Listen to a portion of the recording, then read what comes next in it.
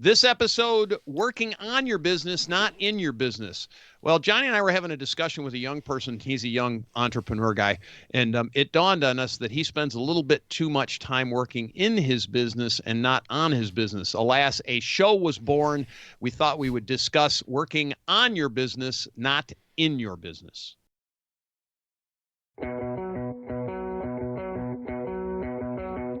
Welcome to the Handyman Pros Radio Show, home improvement and maintenance tips from the pros. Thanks for listening to another edition of the Handyman Pros Radio Show, where our goal is to help save you time, money, and aggravation on your home maintenance and repair. This edition's entitled Working on Your Business, Not in Your Business. And to help me explain... We're on it. The We are on it, man.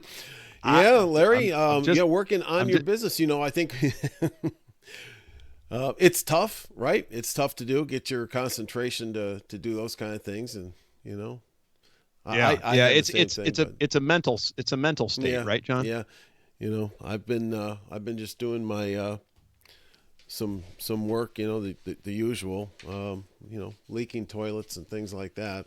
But you know, speaking of that, we'll talk about working on your business. We're talking about working on your business, not in your business. One thing we wanted to say, though, if you're a homeowner, right? So this, while this is going to be geared towards the handyman business about working on your business, you can take this approach on almost anything. You can really use this even on a home project. Like if you've got any kind of your maintenance things, it's about stepping back and thinking somewhat strategically about what's going on and what needs to be done and where your priorities are and things like that. So if you extrapolate some of these things out, you can use this as a homeowner as well, or really it's basically a type of problem solving process that you can use for anywhere in your business. So with that, Johnny, we wanted to talk about a bit of a definition between working on your business and in your business. What are your thoughts? Well, it's a lot of things that we've addressed in some other shows, but kind of putting it together and summarizing. You know, it's really all to me. It's what you described, to take a step back, you know, and getting organized, and knowing what the steps are for me to efficiently put the entire business together, so I don't have to worry about, now this is me, you know, the way I look at it, so that when I go out and I do a job, that I know that I've got software to keep me you know, straight. I don't have to, at the end of the day, I don't have to, you know, worry about all those kind of details when I get back to the office. There are office things, but also, you know, it's also a strategy of marketing and sales and those kind of things, you know, and reading. I do a lot of reading, and then watching you know, YouTube channels and things like that. So that's, you know, to me, that helps me to educate myself. Right. Yep, and I concur with all of those points. For us, you know, for John and I, one of the ways that we work on our business is actually by doing this show, because we come upon problems all the time, just, you know, various problems, techniques, whatever you want to call it. Just for example, we did our show with the drywall doctor, and that's an actual issue that I had personally of working in the business, meaning doing drywall work. So one of the ways that we've creatively solved that is we have a subject matter expert who's come in on the show and given me some great tips on how to actually be more efficient doing drywall, which is working in the business, but it strategically came about because of having him on the show and working on the business, because I was faced with that challenge, right? And so one of the things, the definitions of difference between on your business and in your business is, how do you set up a process or some kind of a system that makes your life easier in the business while you're actually working in the business, but it's on the business. And John, you said it, like software is one way that handles our accounting and our software. It also helps us take money, you know, take online payments and stuff like that. It solves a whole series of problems for us that we have, but we thought about that for a while, Johnny. It took us a while before we found what we're using right now. If you remember, I mean, it's been a long time ago, but it still took us a while. There's so much, you know? There's so much good stuff out there for this kind of thing, you know, and obviously not going to go into it right now, but you do need, you know, you need to be organized that way. Yeah, and Otherwise, you need to. otherwise, you're going to be doing so much. We're working on all these details after the fact. It's just it makes it's not fun. You want to come home and after a hard day of working and just do a couple of things and be done with it. I mean, that's me. Yep. You know. Yep. Yep. Um, And that's what, so when we refer to working on something, that's what we're talking about. How do you streamline your systems? As AJ would say, we had AJ on the show talking about process. How do you make a process that makes it simple? Basically, and my goal is always to just kind of to relieve myself of having to think about things for too long, right? Goes right down to, how my truck is organized, right? That's in the business, but when I thought about it, I had to work on it to figure out, what do I carry with me on a daily basis? And you and I personally work in a very different paradigm in that, because I have the, Home Depot on wheels and you have just a vehicle, yeah. But that's still working on the business. It's what works for you personally in the business. So yeah, so that's that stuff. Johnny, what are some, give us a good tip for working on your business? Because this stuff, we go back with this stuff. You and I go back with this stuff back through our whole working career, right? Because I know you, when you were in sales, you used to work on your, like, how do I work on my sales process? What makes me a better salesperson? So this is not a new construct for us, but we wanted to just pass this along and try to give some tips that'll help some people out there. Well, one of the things I do now for this particular business is I set aside time weekly. Yeah. And how much typically, time? Just curious, how much time do you set aside? I'm just curious. I set aside Sunday mornings. Okay. Or equivalent, so if you're going to church or whatever, but I always set aside probably, I don't know, it depends. I can get wrapped up in some stuff and it might be 2 to 3 hours that I'll just sit down and I'll actually walk, either read some stuff online. I might watch some videos, and I will take notes, and I've got all my notes in my iPad. I have a running sheet for Handyman stuff that I, segregate in there, with what you name it, electrical, plumbing, painting, whatever. But it's all these tips, right? And things that I, or I might run across that I just, kind of trip over myself, working in the business, that I write down the notes, saying, hey, this works really good. This doesn't work really good. What kind of, if I had good experience with this product or that product, back to the my point is set aside time. You should really set aside time to just think, what am I doing? What am I doing? How are things working? Where can I improve? And it's a knowledge base, right? I don't care how much you know, you never know everything. So you can, keep growing, right? So. Yeah. And I think that's probably the big, like, that's at the beginning, that's the single biggest tip we can offer up is and do this regularly. You have to do it regularly. Me personally, I work on my businesses probably every day. Now it is set aside time. It's what I do the first thing when I get up in the morning. To an hour, and hopefully not heading down the rabbit holes like Johnny's talking about, because trust me, that's one of the biggest things is you get into these, for me anyway, I'm going to say for me, I get down these rabbit holes and I'll spend I could spend all day like running down some of these tips and really doing a deep dive and learning some of this stuff. But I have to be disciplined and not do that because I actually have work to do. So it's kind of one of those things. But yeah, I definitely understand that Sunday morning thing that John does, and how you can end up in a rabbit hole. Next thing you know, it's 1 o'clock in the afternoon. You started at 8, and you're like, wow, what happened to the day? Yeah, I have things that I do, but so it stops me, about 11 o'clock.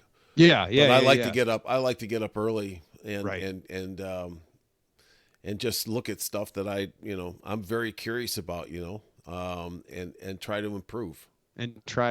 Yeah, it's always about making things better. So that kind of brings up that's one of the second things is when you're trying to do the specific about it, like you can come up with, if you think about it, there's thousands of places that need improvement.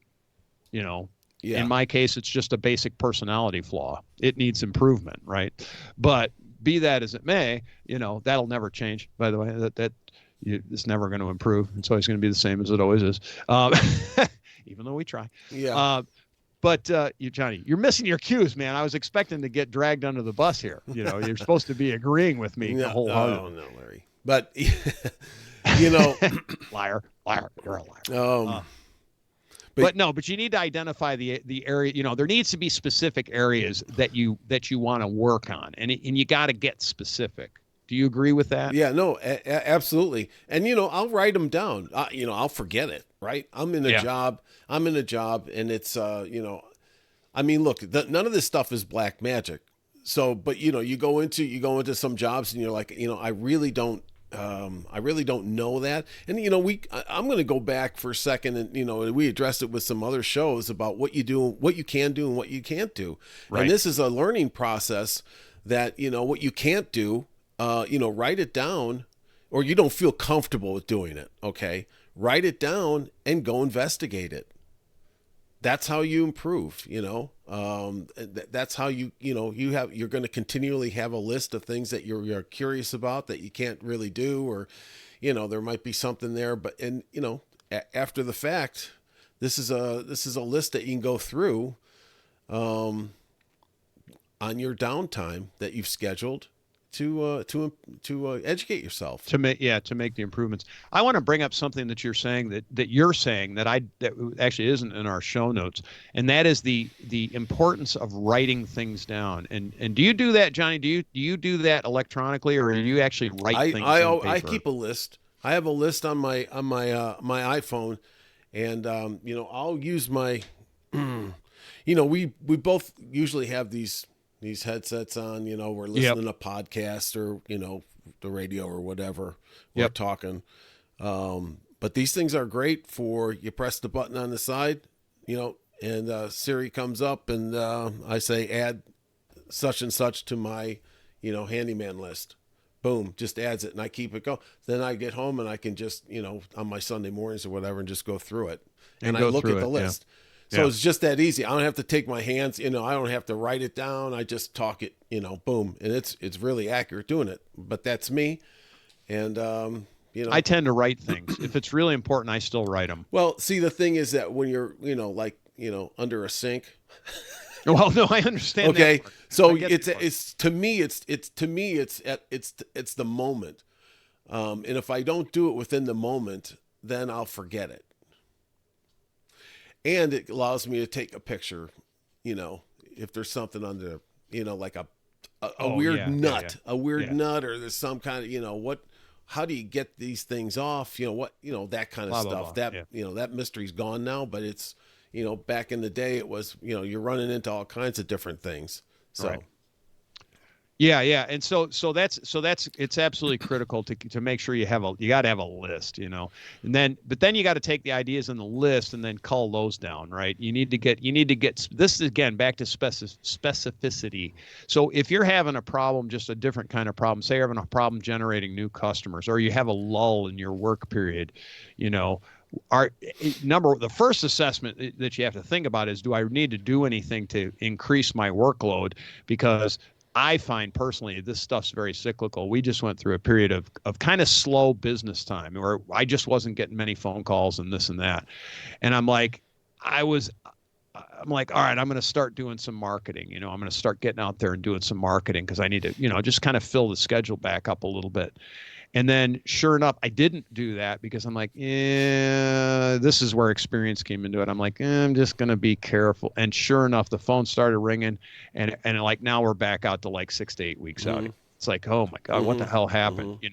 If I had done some marketing, it'd be even worse. So I was glad I didn't do that from that standpoint, But again, these are mental constructs that we were working on, on the business versus in the business. And remember too, things are cyclical. Not that that's a different subject, but so you got this idea and you've culled this list down. You want to work on X, right? X idea. It doesn't matter what it is. Now what do you do?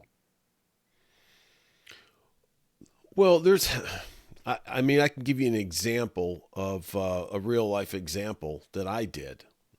When I first got into doing wallboard, okay, now I've done a lot of wallboard work in the past, but there was things that I just wasn't satisfied with. Mm-hmm. I mean, I'm like, man, what I gotta work through this because I gotta get good at it. Otherwise I'm gonna be spending too much time at a customer site. Right. When I right. could do this and I could do it better, more efficiently, and the outcome's better. So I actually just got a piece of wallboard. You go buy a scrap piece of wallboard, 2x2, whatever. And I just started putting holes in it, fixing it, taping it, putting little pieces together, just to practice doing inside corners, outside corners, which we talked about with Ray. It was all those kind of things when I first started to learn this stuff. So it was, practice. It was the practical side, right? Can I give a pro tip here?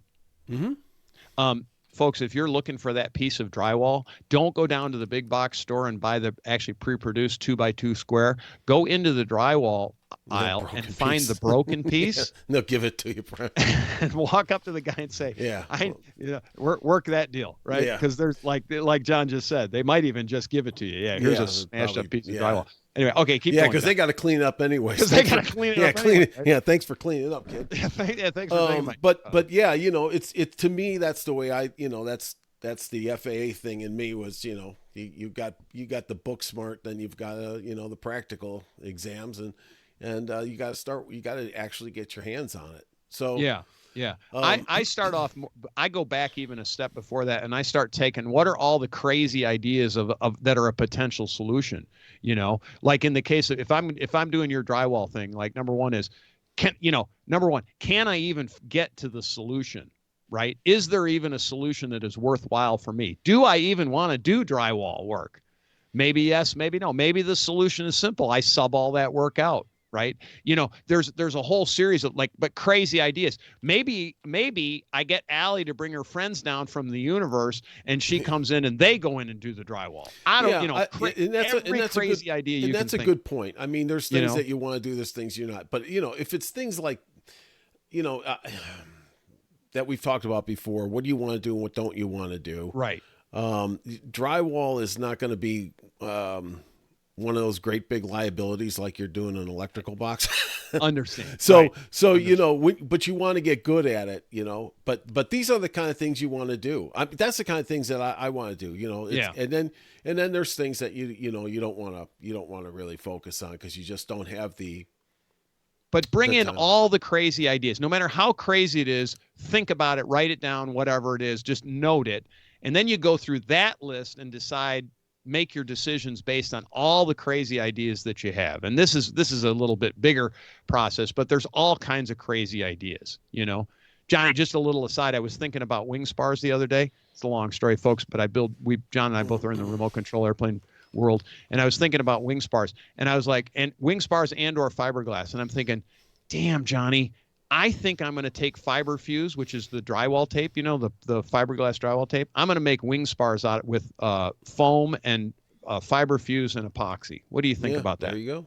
So this is me thinking outside the box. Traditionally, making a wing spar, you would make it out of either wood in an I-beam shape, or you would make it out of other types of maybe carbon or something like that. Just depends on how it's done. But it's usually made out of wood in an I-beam shape. And me, I'm going I can make this out of foam and fiber fuse because I like fiber fuse, and I'm gonna test it. I'm gonna make a big long piece, and we're gonna see how strong it is, and maybe it'll work. But it's a crazy idea, and then I'll just take and test it. We're going to test it and see if it works. There's Larry off on a tangent. Way off on a tangent.